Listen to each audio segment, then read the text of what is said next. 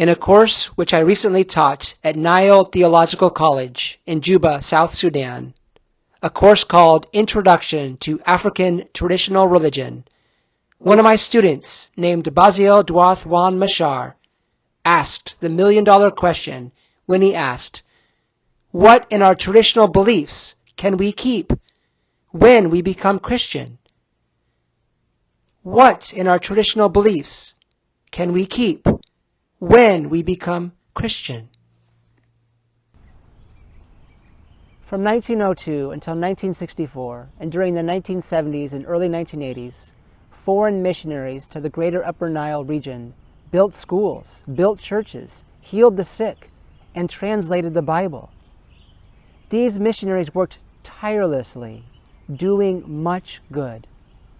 Missionaries built trust with the people, establishing relationships and genuine friendships. Yet as we look back, a few lingering questions remain. To what extent was the religious heritage and lived experience of the peoples of Greater Upper Nile validated? To what extent was their life world understood and appreciated?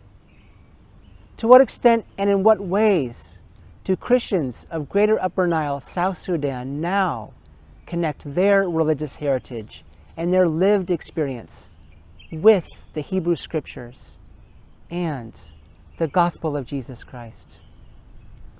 Church historian Lamin Sanai of the Gambia emphasizes that the one gospel of Jesus Christ is mediated through many refractions of culture. To help us identify these refractions, I have chosen 3 case studies from Greater Upper Nile spanning 70 years to help us take a look at these questions. First, we start with a farm girl from western Pennsylvania. Eleanor Vandevort was known to the Nuer people as Nyerial, an honorific name connecting her with the people and their culture. Eleanor arrived in Nasser, Greater Upper Nile, in 1949.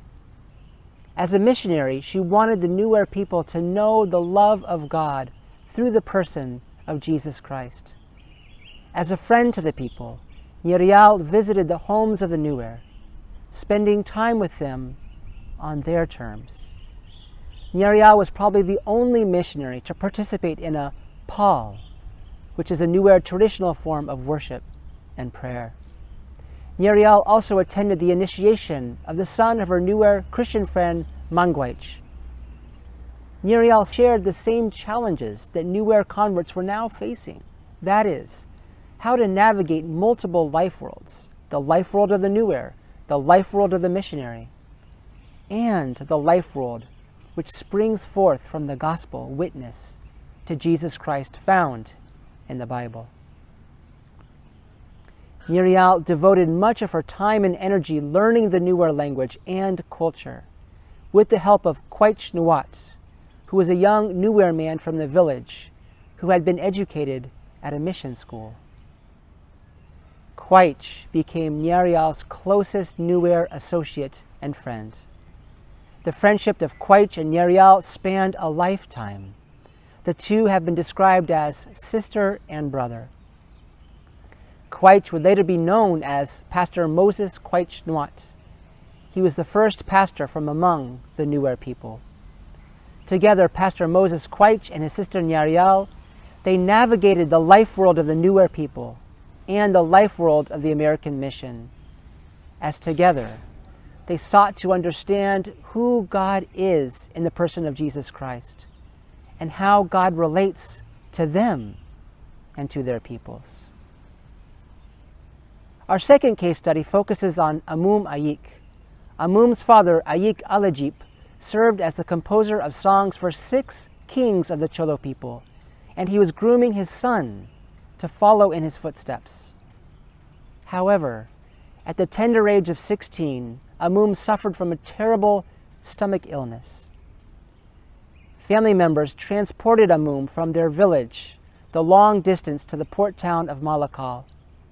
As Amum's arrival in Malakal coincided during the month of Christmas, Amum saw people marching and singing in the streets. As the green and white uniformed marchers marched, Amum silently and curiously followed.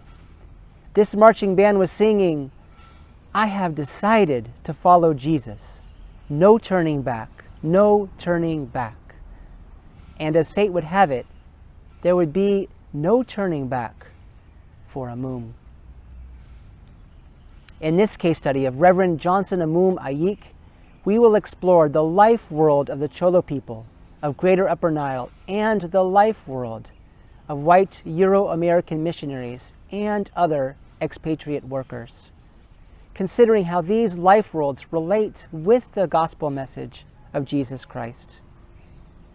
At the intersection of these life worlds with the gospel, Reverend Johnson Amum, he's been described as the father of contextual theology for the Cholo people.